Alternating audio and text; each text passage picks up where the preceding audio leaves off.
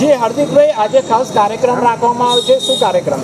હું અત્યારે જે જગ્યા પર ઊભો છું એ નડિયાદનો અતિ ભરચક માર્ગ એટલે નટપુર બેંકથી સિંધુસી પોળ રોડ સુધીનો છે.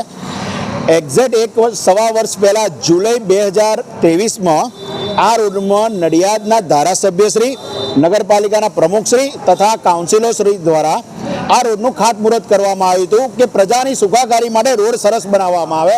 પણ સૂચના અને માર્ગદર્શન આપ્યા હોવા છતાં પણ કોન્ટ્રાક્ટર અને નગરપાલિકાના વહીવટાધીશો એટલે ચીફ ઓફિસર દ્વારા આ રોડ ઉપર ભ્રષ્ટાચાર આચરવામાં આવ્યો.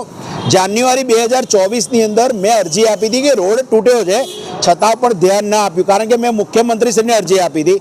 કાર્યાલયમાંથી મારા ઉપર મેસેજ આવે છે, કાગળ આવે છે, એ જ કાગળ ચીફ ઓફિસરને જાય છે, પણ જ્યાં ભ્રષ્ટાચાર આચર્યો હોય ત્યાં કોઈ બોલે નહીં. એટલે ચીફ ઓફિસર દ્વારા આ કરવામાં રોડનું કામ કરવામાં આવ્યું તેના ઉપર કોઈ પણ નિરીક્ષણ કરવામાં આવ્યું નથી અને કોન્ટ્રાક્ટરને લોકહિતમાં જાણવા મળ્યું કે 60% ઉપર પેમેન્ટ ચૂકવી દેવામાં આવ્યું છે. જો રોડ જ ખરાબ બન્યો હોય અને તો કોન્ટ્રાક્ટરને પેમેન્ટ શા માટે?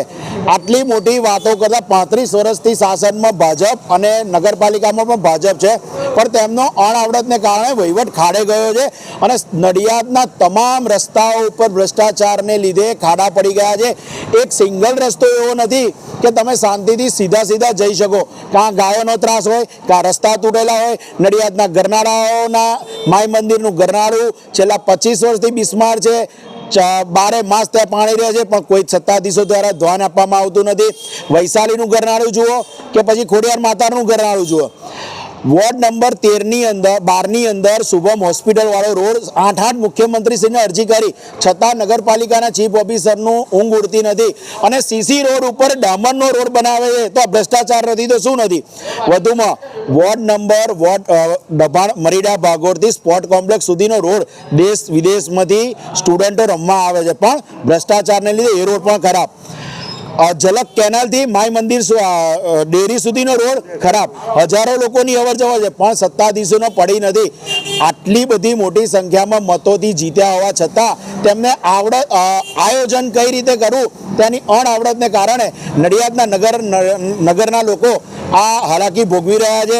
માટે કાં તો એમણે રાજીનામું આપી દેવું જોઈએ, કાં તો અમારા જેવા વિપક્ષ જોડેથી, વિરોધ પક્ષના લોકો જોડેથી સારું કાર્ય કઈ રીતના થાય તેની માહિતી લેવી જોઈએ, અમારી જોડે બેસીને આયોજન કરવું જોઈએ અને નડિયાદ કઈ રીતે આગળ આવે તેની ભેગા મળીને રચના કરવી જોઈએ. પણ આ સત્તાધીશોને આવડતું નથી, કારણ કે તેમને તો ફક્ત ને ફક્ત ભ્રષ્ટાચાર જ કરવો છે. આ વોર્ડના કાઉન્સિલરોએ આ રોડ